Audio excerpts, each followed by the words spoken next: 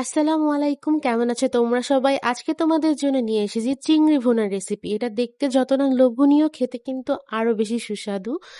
তো আজকে আমরা দেখে নিব কিভাবে চিংড়িটা ভুনা করতে হয়। চলো দেখে আসি। তো প্রথমে কিন্তু চিংড়িকে খুব ভালো মতো আমরা ব্রাউন কালার করে ভেজে নিব, এপিট ওপিট করে। তো দেখতেই পাচ্ছ কিভাবে ভেজে নিচ্ছে। এখন একটু হালকা উল্টে দিচ্ছি। তো যখন আমাদের ভাজাটা হয়ে যাবে তখন কিন্তু আমরা চিংড়িটা নামিয়ে ফেলবো। এখন একটা কড়াইতে নিয়ে নিচ্ছি পরিমাণ মতো তেল আর পরিমাণ মতো পেঁয়াজ। পেঁয়াজটাকে কিন্তু লাল লাল করে ভেজে নিতে হবে খুব ভালো মতো।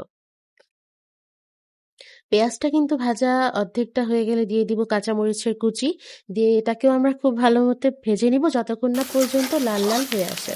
তো দেখতেই পাচ্ছ লাল লাল ভাবে হয়ে আসছে। এখন কিছুটা পানি কিন্তু আমরা এখানে অ্যাড করে দিব যাতে লেগে না যায়।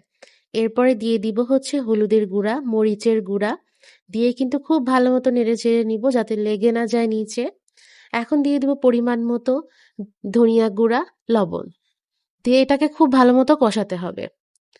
কষানোর এক পর্যায়ে কিন্তু আগে থেকে ভেজে রাখা চিংড়ি মাছগুলা দিয়ে এটাকেও আবার ভালো মতো কষাতে হবে।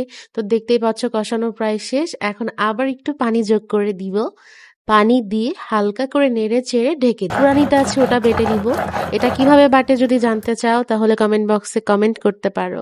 তো আমাদের ফোড়নটা দেওয়া হয়ে গেল। এখন ভালো মতো জাল করে শুকনা শুকনা করে মাখা মাখা করে নামিয়ে ফেললাম। এই তো হয়ে গেল।